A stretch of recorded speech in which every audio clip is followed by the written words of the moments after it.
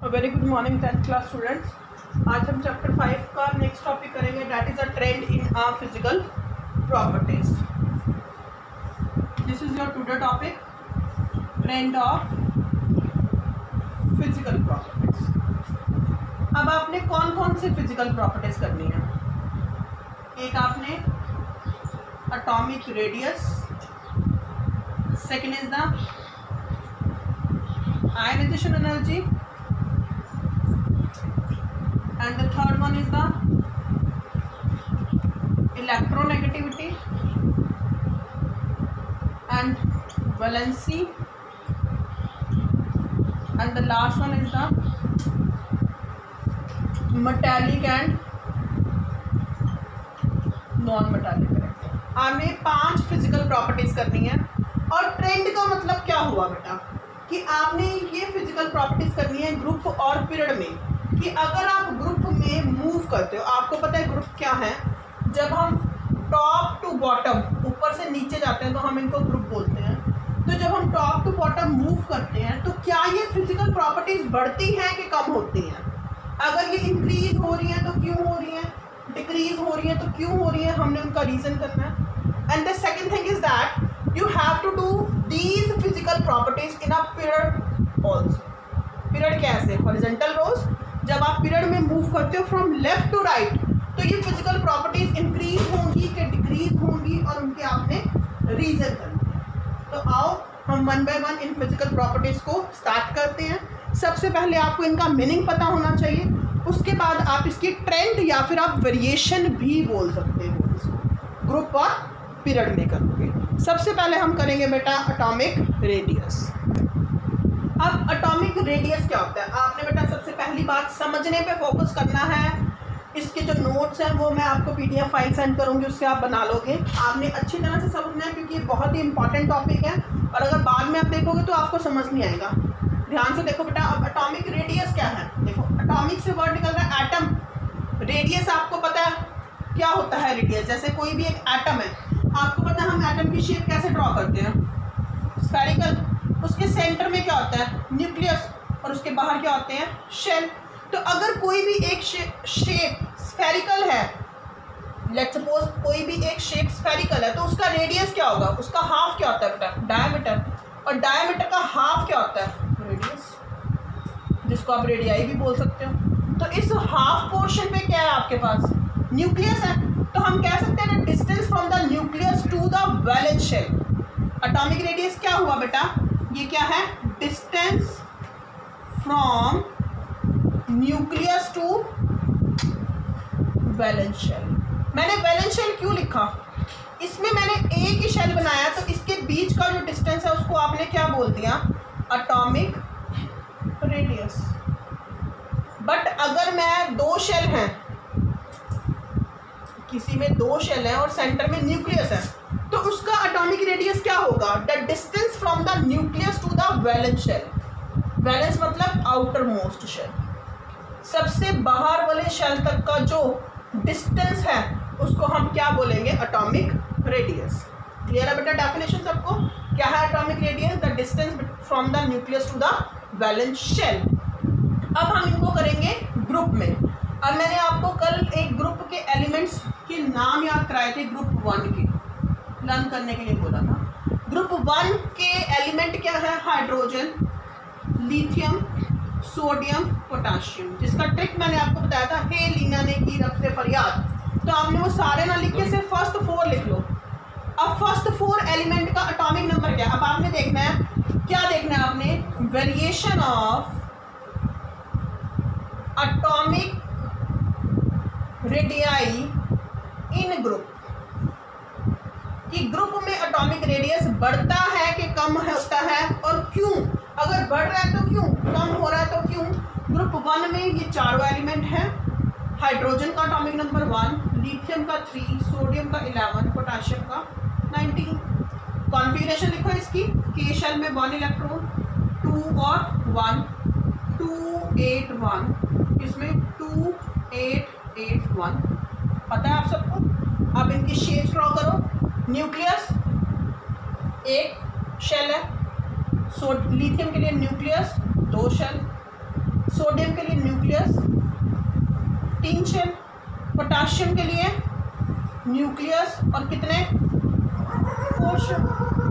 अब अगर मैं आपसे इन केस ऑफ हाइड्रोजन पूछूं कि इसमें एटॉमिक रेडियस क्या है, ये एटॉमिक रेडियस, और अगर मैं पूछूं कि लिथियम में क्या है, ये है एटॉमिक रेडियस, इसमें ये है एटॉमिक रेडियस और इसमें ये है एटॉमिक रेडियस, तो आपको बहुत क्लियरली विजिबल हो रहा होगा बेटा बोर्ड पे कि अगर हम हाइड्रोजन से पोटाशियम की तरफ, या हम कह सकते हैं टॉप टू बॉटम मूव कर रहे हैं, तो क्या हो रहा है, जो एटॉमिक रेडियस है, एटॉमिक रेडियस क्या हो रहा है बेटा, इंक्रीज हो रहा है, इंक्रीज हो रहा है ना। क्यों इंक्रीज हुआ, क्यों इंक्रीज हुआ, इसका रीजन क्या होगा। सबसे पहले देखो क्या हुआ, एटॉमिक नंबर बढ़ रहे हैं, एटॉमिक नंबर इंक्रीज हो रहे हैं ना, इसका 1 है, इसका 3 है, इसका 11 है, इसका 19 है, तो हम लिख सकते हैं क्या रीजन हुआ, first is the atomic number increase. Second thing क्या हुई, शेल्स बढ़े, इसमें कितने शेल है 2, सॉरी इसमें कितने शेल है 1, इसमें 2, इसमें 3, इसमें 4, तो हम कह सकते हैं number of shell increase, number of shell increase हो रहे हैं ना, बोर्ड पे बहुत आसानी से नजर आ रहा है, पहले में फर्स्ट है, फिर 2 है, फिर 3 है, फिर 4 है, तो शेल इंक्रीज होने से क्या इंक्रीज हुआ, जो डिस्टेंस था बिटवीन न्यूक्लियस एंड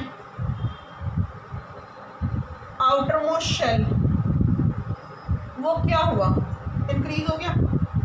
उसी को तो क्या बोलते हैं बेटा, एटॉमिक रेडियस। तो एटॉमिक रेडियस क्या हुआ,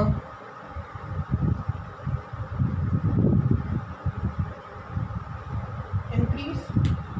क्लियर है, अगर ध्यान से समझोगे तो बहुत ही इजी है बेटा, कि जब हम किसी भी ग्रुप, मैं सिर्फ ये ग्रुप 1 की बात नहीं कर रही हूँ, पूरे पीरियोडिक टेबल में 1 से 18 ग्रुप में आप किसी भी ग्रुप में मूव करते हो तो एटॉमिक रेडियस बढ़ेगा। क्यों बढ़ेगा एटॉमिक रेडियस, क्योंकि नंबर ऑफ इलेक्ट्रॉन्स बढ़ते हैं, क्योंकि एटॉमिक नंबर बढ़ता है, नंबर ऑफ शेल बढ़ते हैं, शेल बढ़ने से डिस्टेंस बढ़ता है, जिसकी वजह से एटॉमिक रेडियस क्या होता है, इंक्रीज होता है। क्लियर है। अब हम एटॉमिक रेडियस को करेंगे पीरियड में, कि पीरियड में जब हम मूव करते हैं फ्रॉम लेफ्ट टू राइट, तो एटॉमिक रेडियस का क्या होता है, वो इंक्रीज होता है कि डिक्रीज होता है। अब देखो variation of atomic radius in period करेंगे, पीरियड 2 ले लो बेटा, पीरियड 2 कल मैंने पीरियोडिक टेबल आपको बना के दिखाया था। पीरियड 2 के एलिमेंट क्या होते हैं, boron, carbon, nitrogen, oxygen, fluorine and neon. Period ऐसे होते हैं तो मैं ऐसे ही लिख रही हूँ, ग्रुप ऐसे तो मैंने ऐसे लिखा था लंबा। अब अगर हम पीरियड में बात करें, बोरोन का एटॉमिक नंबर 5, 6, 7, 8, 9, 10। इलेक्ट्रॉनिक कॉन्फ़िगरेशन लिखो, के शेल में 2, 3, 2 और 3 5, 2, 4, 2, 5, 2, 6, 2, 7, 2, 8। क्लियर है बेटा। अब क्या हो रहा है, अगर मैं इसमें बनाऊं, इसमें कितने शेल हैं बोरोन में, 2 शेल हैं, इसमें भी 2 शेल हैं, इसमें भी 2 हैं, इसमें भी क्या है 2 शेल हैं, इसमें भी 2 शेल, इसमें भी 2 शेल। बट हुआ क्या, जो सेकंड शेल है उसमें कितने इलेक्ट्रॉन है, इसमें 3, 1, 2, 3, इसमें कितने हैं 4, इसमें कितने हैं 5, इसमें कितने हैं 6, इसमें कितने हैं 7, तो मैं 7 इलेक्ट्रॉन ड्रॉ कर दूँगी। इसमें कितने हैं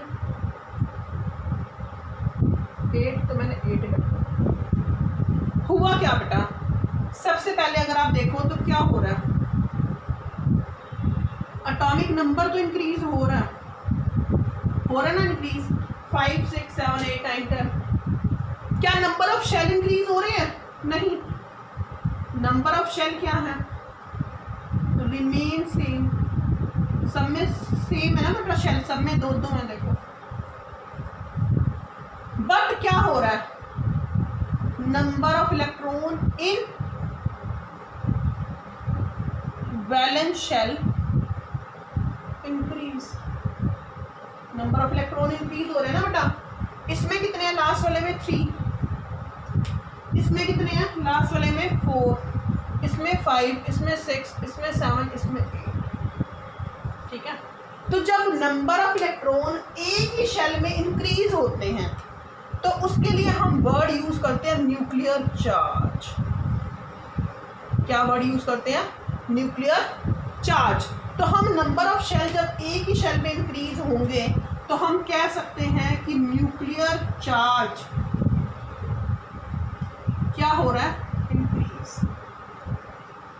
अब आपने बताना है कि जो डिस्टेंस है इस शेल का न्यूक्लियस से वो इंक्रीज होगा कि डिक्रीज। ऐसे आपको नहीं पता चलेगा। मैं बहुत एक सिंपल सा एक्सपेरिमेंट बताती हूँ बेटा आपको। देखो, जैसे ये आपका हैंड है, ठीक है, समझो कि ये एक शेल है। अब आपने अगर इस हैंड के ऊपर एक पत्थर रख दिया, बाहर है पत्थर में ना, फिर आपने 2 पत्थर रख दिए, 3 पत्थर रख दिए, हाथ एक ही है, शेल एक ही है, मैं पत्थर इंक्रीज करी जा रही हूँ, स्टोन इंक्रीज कर रही हूँ। स्टोन इंक्रीज करने से क्या होगा? हाथ के ऊपर भार बढ़ेगा। भार बढ़ेगा तो ये मेरा हाथ कहाँ जाएगा? अगर मैंने इसके ऊपर 10 पत्थर रख दिए तो मेरा हाथ नीचे जाएगा ना।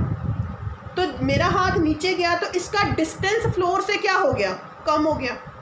ऐसी क्या बेटा, जब एक शेल में इलेक्ट्रॉन बढ़ रहे हैं, इसमें 3 है, इसमें 4 है, इसमें 5 है, इसमें 6 है, इसमें 7 है, इसमें 8 है, तो जो शेल, जो अट्रैक्शन है, जो ये न्यूक्लियस के पास गिरना शुरू हो जाते हैं, शेल न्यूक्लियस के पास जाना शुरू हो जाते हैं। जैसे अपने हाथ के ऊपर, नहीं तो आप ये एक्सपेरिमेंट करके भी देख सकते हो, अपने हाथ के ऊपर धीरे धीरे पत्थर बढ़ाओ, देखो आपका हाथ नीचे गिर जाएगा। तो गिरने का मतलब क्या हुआ कि ये शेल न्यूक्लियस के पास जा रहे हैं। अब ये न्यूक्लियस के पास जा रहे हैं तो इनका डिस्टेंस क्या होगा बेटा? जो डिस्टेंस है इनके बीच में वो क्या हो जाएगा? डिक्रीज हो जाएगा, कम हो जाएगा ना। जब वो डिस्टेंस कम हो गया, उसी डिस्टेंस को क्या बोलते हैं? Atomic radius. तो एटॉमिक रेडियस क्या हो जाएगा? डिक्रीज। क्लियर है बेटा? जैसे ये न्यूक्लियस है और ये शेल है, मेरे ऊपर वाले हाथ के ऊपर अगर पत्थर इंक्रीज करते रहोगे तो ये ऐसे नीचे आएगा, तो ये न्यूक्लियस के पास जाएगा, तो डिस्टेंस कम हो जाएगा। तो ऐसे ही क्या है आपके पास?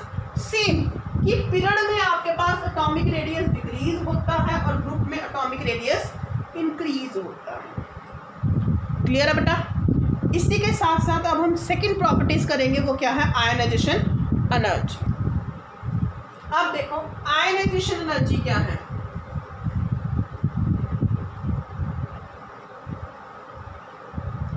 आयनाइजेशन से एक वर्ड निकल रहा है आयन, कि हमने आयन बनाना है।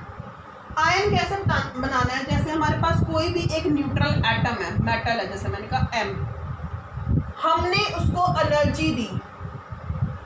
एनर्जी देने से उस मेटल ने अपना एक इलेक्ट्रॉन बाहर निकाल दिया, तो उस एनर्जी को हम क्या बोलते हैं? Ionization energy. आयनाइजेशन एनर्जी क्या है? क्या है इसकी definition? The amount of energy required to remove the most loosely bound electron, कि जो इलेक्ट्रॉन सबसे लूजली बाउंड है, जो वैलेंस शेल में है, to change into isolated gaseous cation is called ionization energy, कि उसको हम क्या बोलते हैं? Ionization energy. सिंपल सी बात है, कोई भी एक एटम है, एटम के अगर 2 शेल है, इस 2 शेल में अगर 5 इलेक्ट्रॉन है, अगर इस 2 शेल में 5 इलेक्ट्रॉन है, तो लास्ट वाले शेल में से इलेक्ट्रॉन को निकालने के लिए जितनी एनर्जी लगेगी उस एनर्जी को हम क्या बोलेंगे? Ionization energy. और एटम में से जब इलेक्ट्रॉन बाहर निकलता है बेटा, तो एटम के ऊपर क्या आ जाता है? Positive charge. पॉजिटिव चार्ज जिनके ऊपर आता है तो उसको हम क्या बोल देते हैं? कैटायन। कैटायन मतलब loss of electron. I hope आपको आयनाइजेशन एनर्जी की डेफिनेशन समझ आ गई होगी। अब हम इसके साथ करेंगे इनकी वेरिएशन। इनकी क्या करेंगे? वेरिएशन। ग्रुप में भी करेंगे और पीरियड में भी करेंगे। अब सिंपल सी बात है, देखो बेटा, आप पहले जर्नल देखो। जैसे मैंने कहा कि ये एक शेल है, एक एटम है। एटम के लास्ट शेल में एक इलेक्ट्रॉन है और एक ये भी एटम है यहाँ पर। इस एटम के पास 2 शेल हैं और इस एटम के पास 4 शेल हैं। इसमें से मेरे को इलेक्ट्रॉन निकालना है दूसरे वाले शेल में से। मैंने बोला कौन सा इलेक्ट्रॉन निकालेंगे? जो लास्ट वाले शेल में से लूजली बाउंड, जो सबसे अखीरला इलेक्ट्रॉन होगा। इसमें मुझे कौन सा इलेक्ट्रॉन निकालना है? 4th शेल में से निकालना है। अब अगर मैं इस शेल की अट्रैक्शन न्यूक्लियस से देखूं, साइज छोटा है ना, साइज छोटा है तो इसका डिस्टेंस कम है, साइज बड़ा है तो इसका डिस्टेंस ज्यादा है। तो मैं कह सकती हूँ कि इसमें जो एटॉमिक रेडियस है, एटॉमिक रेडियस क्या है? लेस है ना इसके कंपैरेटिवली। अब एटॉमिक रेडियस छोटा है तो इसका मतलब लास्ट शेल की न्यूक्लियस के साथ अट्रैक्शन क्या होगी? ज्यादा होगी। अब अट्रैक्शन ज्यादा है तो हम इसमें से ये इलेक्ट्रॉन बाहर निकालना चाहें तो इसके लिए हमें कैसी एनर्जी देनी पड़ेगी? हाई एनर्जी देनी पड़ेगी। अब अगर मैं इसकी बात करूं, 4th शेल में से निकालना है तो इसके कंपैरेटिवली लास्ट वाले शेल की न्यूक्लियस के साथ जो अट्रैक्शन है वो क्या है? लेस। और इसमें 4th वाले शेल में से इलेक्ट्रॉन को निकालना क्या है? इजी। तो जिसके लिए हमें कैसी एनर्जी देनी पड़ेगी? लेस एनर्जी देनी पड़ेगी। तो जब लेस एनर्जी देनी पड़ेगी तो आयनाइजेशन एनर्जी लेस होगी, हाई देनी पड़ेगी तो आयनाइजेशन एनर्जी क्या होगी? हाई। जैसे सिंपल सी बात है, 2 बेस्ट फ्रेंड हैं, एग्जाम्पल बता रही हूँ जर्नल बेटा, इससे आप कंसिडर कर सकते हो और आपको आसानी से समझ आ जाएगा। जैसे 2 बेस्ट फ्रेंड हैं, दोनों एक दूसरे के सीक्रेट जानते हैं। एक तीसरा पर्सन उनका फ्रेंड बनना चाहता है और अगर एक तीसरा पर्सन उनका फ्रेंड बनना चाहता है तो उनकी 2 जनों की फ्रेंडशिप स्ट्रॉन्ग है, तो क्या वो उनके सीक्रेट जान सकता है? नहीं। क्यों नहीं जान सकता? क्योंकि वो दोनों बहुत ही बेस्ट फ्रेंड हैं। ठीक है, क्यों? क्योंकि उन दोनों में फोर्स ऑफ अट्रैक्शन ज़्यादा है। तो उस थर्ड पर्सन को उनके सीक्रेट जानने के लिए बहुत ज़्यादा मेहनत करनी पड़ेगी, बहुत ज़्यादा एफर्ट्स करने पड़ेंगे। क्यों? क्योंकि उन दोनों के बीच की बॉन्डिंग बहुत स्ट्रॉन्ग थी। ऐसी नॉर्मली कोई 2 पर्सन है, उनमें फ्रेंडशिप है ही नहीं, तो एक थर्ड पर्सन किसी से उसके बारे में पूछता है तो वो इजीली बता देंगे। क्यों? क्योंकि उनमें फ्रेंडशिप है ही नहीं, बॉन्डिंग स्ट्रॉन्ग ही नहीं है, वो अच्छे फ्रेंड्स ही नहीं है, तो वो जल्दी से उनके सीक्रेट्स बता देगा अगर उसको कुछ भी पता होगा। तो यही सेम केस आयनाइजेशन एनर्जी का बेटा। अगर तो बॉन्डिंग स्ट्रॉन्ग है, बॉन्डिंग स्ट्रॉन्ग कब होगी? जब साइज छोटा होगा। अब अगर साइज छोटा है तो बॉन्डिंग स्ट्रॉन्ग होगी तो इलेक्ट्रॉन को निकालना मुश्किल हो जाएगा, तो आयनाइजेशन एनर्जी ज़्यादा होगी। अब अगर डिस्टेंस बड़ा है तो बॉन्डिंग क्या हो जाएगी? वीक। बॉन्डिंग वीक हो जाएगी तो इलेक्ट्रॉन को निकालना क्या हो जाएगा? इजी। तो आयनाइजेशन एनर्जी क्या हो जाएगी? लेस। अगर आपको ये चीज़ समझ आ गई है तो आप इसकी वेरिएशन पीरियड और ग्रुप में बहुत ही इजी वे से कर सकते हो। कैसे कर सकते हो? देखो, पीरियड में आपने, ग्रुप में देखो, ग्रुप में आपको पता है क्या हुआ? एटॉमिक साइज इंक्रीज हुआ ना, अभी बताया था एग्जांपल, दोबारा मैं नहीं बता रही हूँ, पीछे से कोरिलेट कर लेना। एटॉमिक साइज इंक्रीज हुआ था। एटॉमिक साइज इंक्रीज होने से मतलब डिस्टेंस बढ़ने से जो अट्रैक्शन है, attraction between nucleus and valence shell क्या हो जाएंगी? डिक्रीज, कम हो जाएंगी। डिक्रीज का साइन है तो रिमूवल ऑफ इलेक्ट्रॉन क्या हो जाएगा? इजी। तो आयनाइजेशन एनर्जी क्या हो जाएगी? डिक्रीज। क्लियर है बेटा? तो ग्रुप में आयनाइजेशन एनर्जी क्या होगी? कम। अब अगर हम पीरियड की बात करें पीरियड में क्या हो रहा था, एटॉमिक साइज डिक्रीज हो रहा था।